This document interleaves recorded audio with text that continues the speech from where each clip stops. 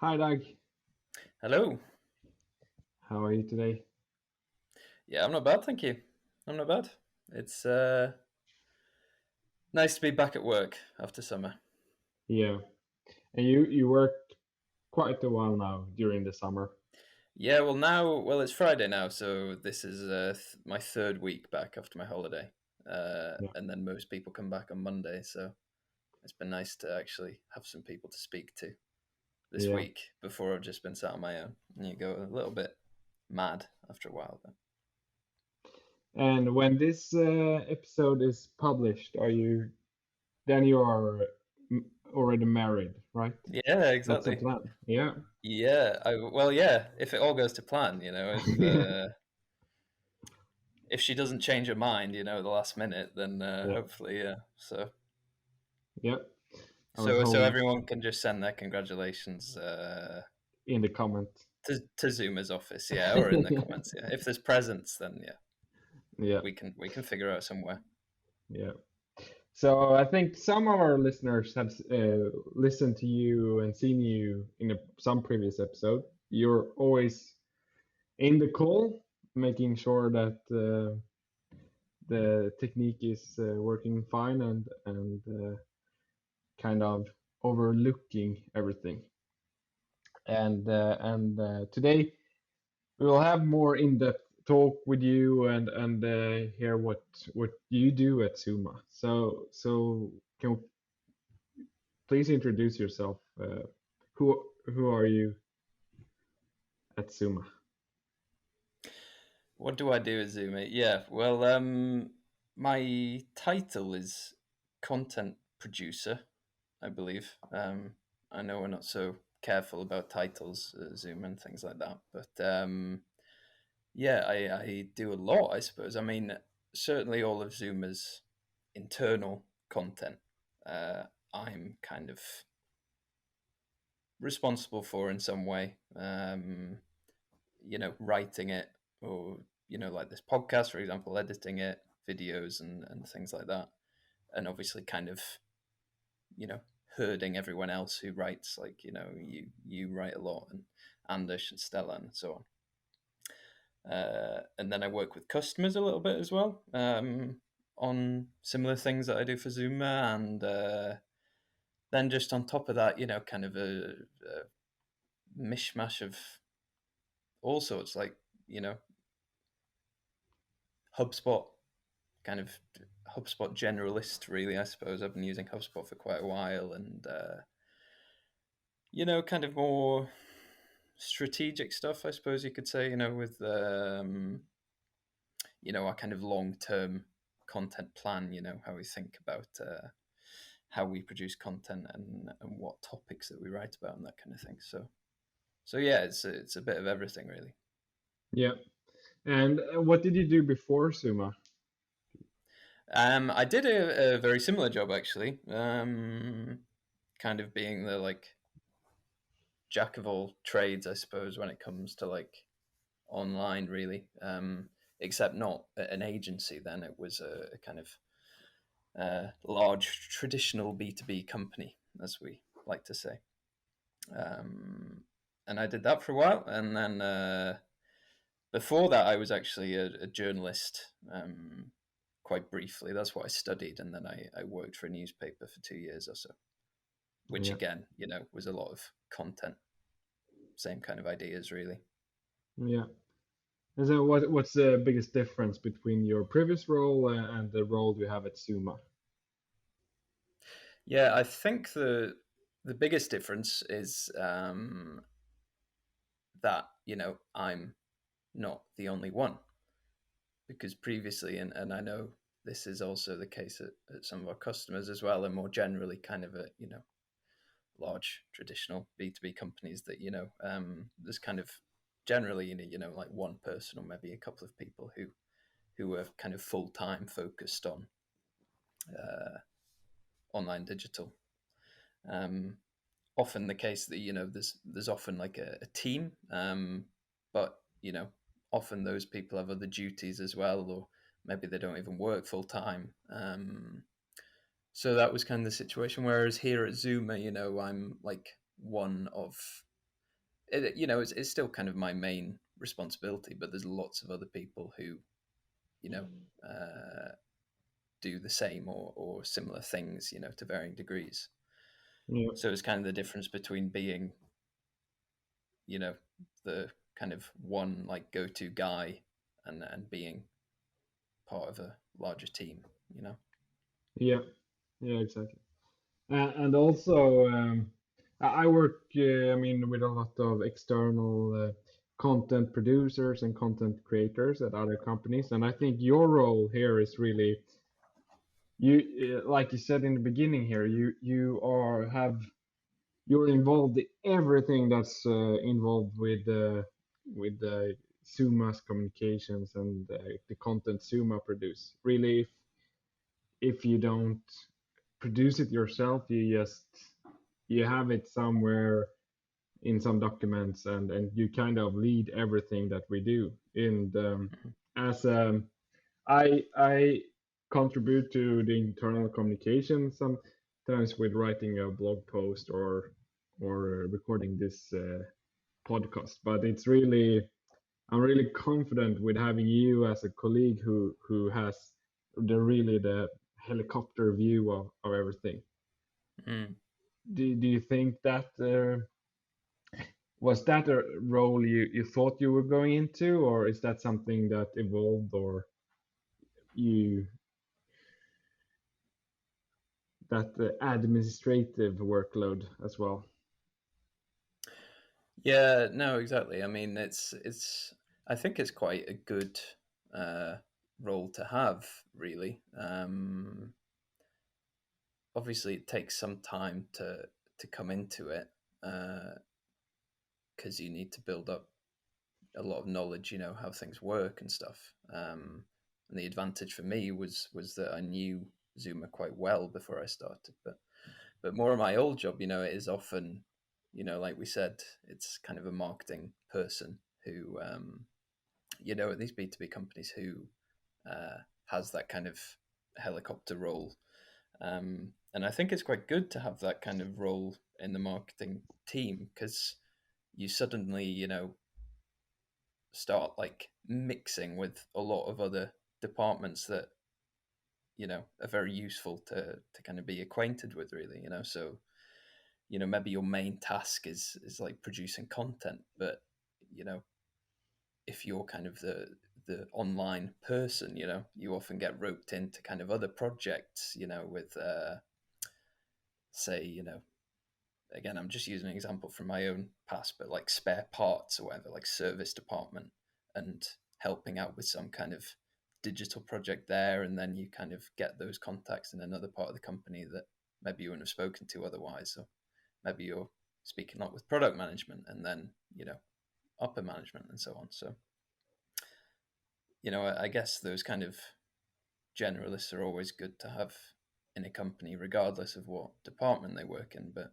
especially in marketing when you work in the way that Zooma says you should work. At least you produce a lot of knowledge content, and you have to kind of extract this kind of expertise from the company and show it off to people. It's good to have that kind of spider in the web, to use a Yeah, Swedish expression. yeah, exactly. So you've been at Summa now for is it 8 months? Or Yes, yeah, yeah, start and of the year. Yeah. so could you give some examples of initiative you have made or been involved in during these 8 months?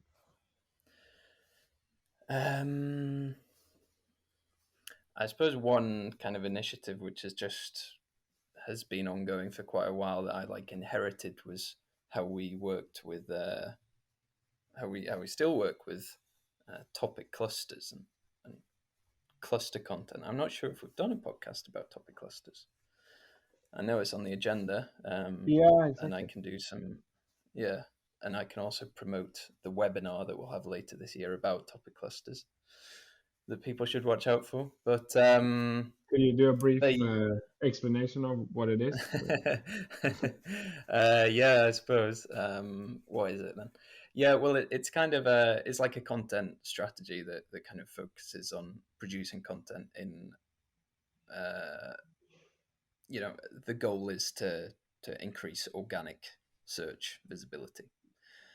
So, you know, a lot of companies produce content around a few topics, and in our case, you know, as like a digital agency, it'll be like content creation and digitalization and stuff.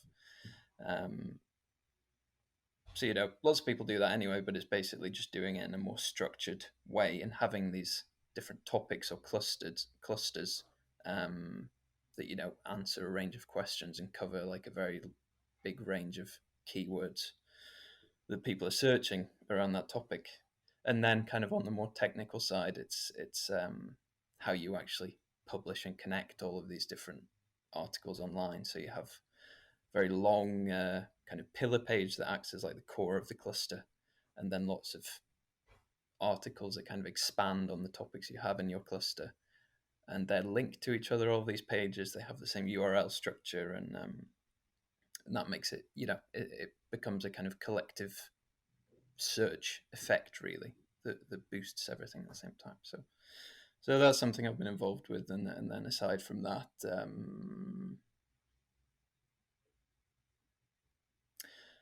yeah, lots of other stuff. I mean, generally, kind of continuing with the expansion of Zooma.se, which when I joined was still very, very new, and I think it's kind of the first really proper website Zooma's had. Kind of expanding that, improving it, and, you know, testing things on our website that we do for customers, so that we know how to do it. Yeah. And webinars as well. I know Yeah, you. exactly. Yeah. That was new for me as well. But yeah, we've started with webinars, I think, kind of late last year, and then continued in 2020. Which, I mean, has been natural, obviously, because previously something that we might have done in the office, you know, with customers, we can't do anymore. So No. And so you are involved in many different kind of formats. The content cluster is very text driven. This is video and audio, and you edit it, and you also prepare all the things in the webinars program. But what do you think is the most? What do you enjoy most of? What formats of content? yeah, To what do you like? What do you like most to consume? If we start there, do you yeah, prefer? that's a good way in. Probably video. I sit on YouTube far too much, and have got a bit better at video, having um, you know, worked with it in my old job, and then here as well.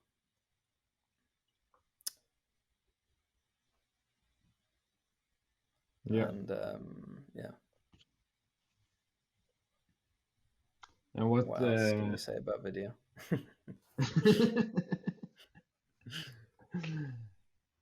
and what's the did you do any content clusters previously, or was that the new or topic clusters?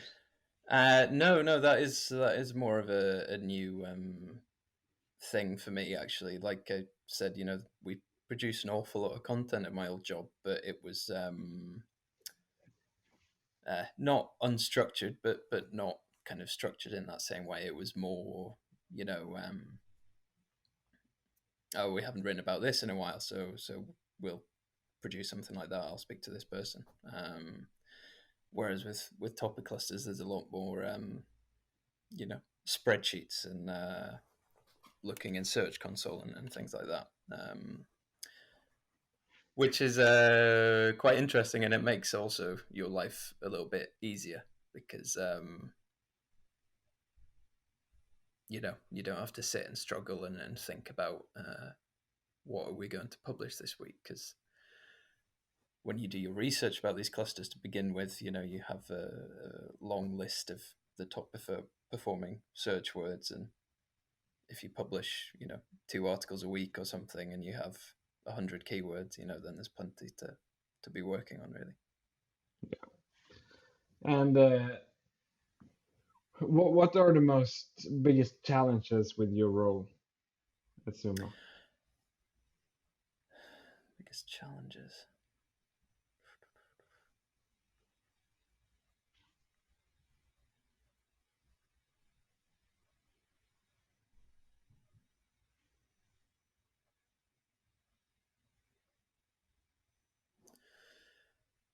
The biggest challenges are probably kind of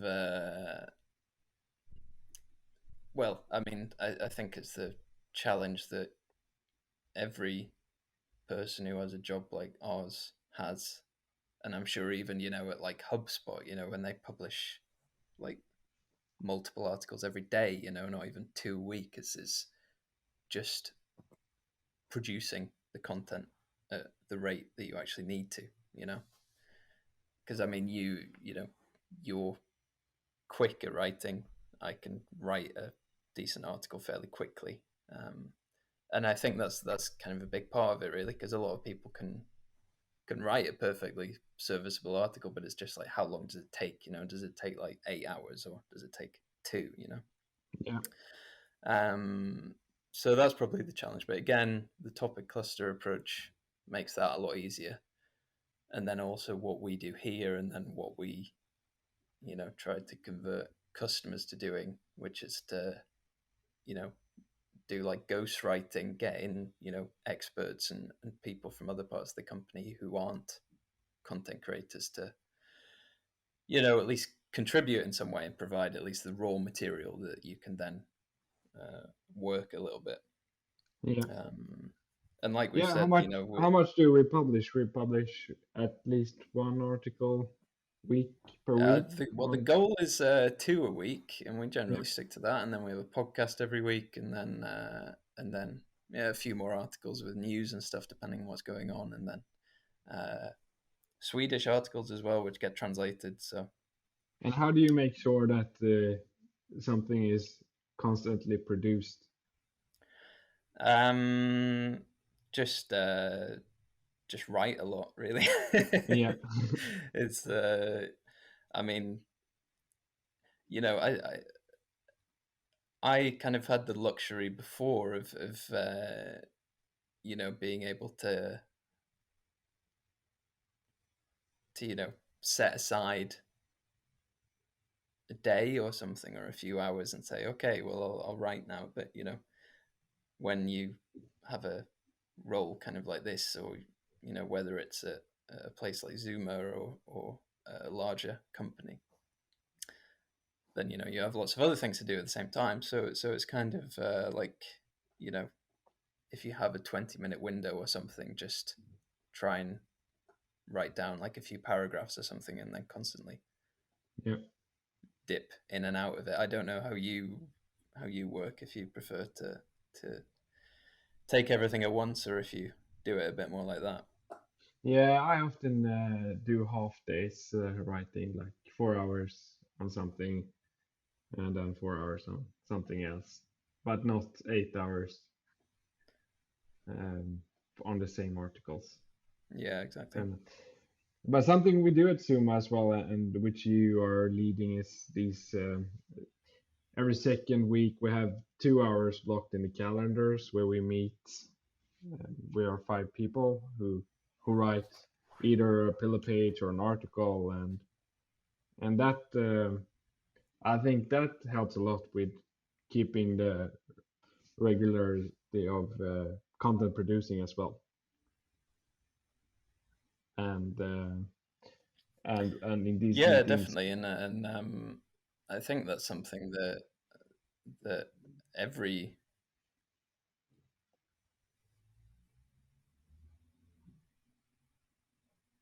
sorry, I think there's a bit of delay there. yeah, you can go on. You think that's something that every I'll answer the question. Yeah, exactly. Yeah, no, I think that's something that every company should do. Really, it's you know um, kind of a no-brainer, really. But a lot of people don't do it. So I guess maybe it's not such a no-brainer. But it is obviously if you're a content creator, then it's an effective way to get content. You invite the people who know a lot about your products and services and either interview them or let them kind of write a draft of something, come up with ideas for articles or whatever. But I think aside from that, it kind of really gets things moving a little bit and makes people a bit more enthusiastic about creating content in general. That's not such a problem at Zooma really, because everyone here is fairly convinced, But perhaps if you're a marketer at a larger B2B company, then generally the marketing department is struggling for budget all the time and not the top priority, and that kind of thing. But when you start bringing in these people from other departments, then they kind of get it, and on kind of a basic level, people like the idea that, of being experts, that people are interested in what they have to say.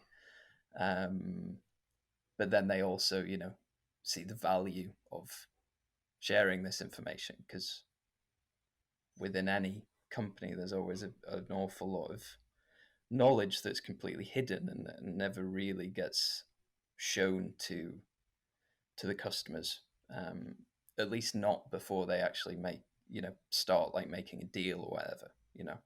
In Yeah. that early phase when they discover a company, is very kind of basic level, like these are how great our products are and stuff. But that kind of expertise is a little bit invisible sometimes. Yeah. Yeah. And And you've done that also with some of the customers you work with as well, right? Like, you've organized these half day sessions or whatever with them, and they invite in their experts and, product experts and developers and so on. And you all sit down and yeah, and it start makes writing content, big right? difference and improvement if we, for example, sit and write for like 10 articles about the topic for a month, and then after that we invite their experts to write themselves. It's always something new that pops up that was missed in the interview or something. That it's really efficient and a good way to get the knowledge content, to get a draft from an expert writing something, and then me as a content creator can just fine tune that into adapting it to SEO text and writing maybe structure the story a bit and so on. I really like that way to get the unique, like 2 hours draft from an expert on something. That I think if you're stuck and have created a lot of ghostwriting for a while, that's just a good way to get new angles into your text and so on. Yep. So if our listeners have a blog up and running, if they have worked on topic clusters and are very text heavy right now, what do you think now in 2021 and forward? What should, if they should add a new format, what should that be and why? Ooh, yeah, exactly. Um, I guess it all depends on how much capacity you have, because it's maybe a bit unrealistic to think, okay, we'll start working with video and we're going to produce 100 videos and they're going to be super nicely filmed and edited and stuff when you don't have any video editing experience. I'm not like a video expert by any means. It's taken me a while to get to this stage. But I suppose it's just kind of to try it out really and get started, and then you learn as you go. That's what we always preach. I guess it's better to just try it rather than investing 200,000 kroner in some kind of super nice video camera or whatever, and then nothing ever really happens with it. But the best format, I don't really know. I think people have been talking about, how great video is for like 5 years or something. So I guess it's not very revolutionary for me to say video, but maybe podcasts. Why not? And I know that we also have an ambition to start doing more podcasts for our customers. But yeah, I mean, I think it's a nice way to kind of get inside the company a little bit, to have a kind of corporate podcast, and there's maybe more opportunity to do some kind of like fun, angles on it, that you wouldn't be able to do otherwise. I'm trying to think of examples here, but I'm sure there was one. It was some kind of like truck company that did a podcast with like truck drivers or something like that. And Yeah. it wasn't about interviewing about their products or whatever. It was about the life of a truck driver and some tips for truck drivers, and like Yeah. just a general truck related podcast, which wasn't especially focused on the really particular details of their products, but it has their name on it and it reaches the people they want to reach. And Yeah. I suppose you couldn't really do that on on your website, or maybe even on a blog, if you're aiming to get a bunch of search traffic. Oh, exactly. And could you just, because now we are recording this for 30 minutes, what do you do when this is done? What's the process of publishing a podcast, just for listeners Yeah, to exactly. understand? Yeah, that's good, because yeah, so a podcast is quite like an effective thing to do, because when I've recorded now, what I always do is I edit it in Adobe Audition, kind of like clear up the sound a bit, put everyone's voices together, cut out silence, and also some ums and ahs and things. So if people think we say a lot in this podcast, then they should know that in real life we say it even more, because I cut out like half of them. So you do that, and then you get the audio file, and then also obviously we have like our video episodes, so we just kind of put out the video recording as well. And that, Transcribe it. is that a raw recording, or More or less, you need to do a bit like how we have it, that we have our faces all together, do that, but that doesn't take too long. Then you transcribe it, and there's tools that automatically transcribe it for you, and then you just need to correct things, so that doesn't take too long. So I've kind of got it now to like from like having the recording, which takes 20-30 minutes, to having the finished podcast video episode article. If you're if you set up like a blog to have your podcast, takes about half a day, or a little less than half a day, which sounds like quite a long time, I suppose. But even with an article that's just text, if you have illustrations and things like that, then that can easily take 4 hours to finish. Yep.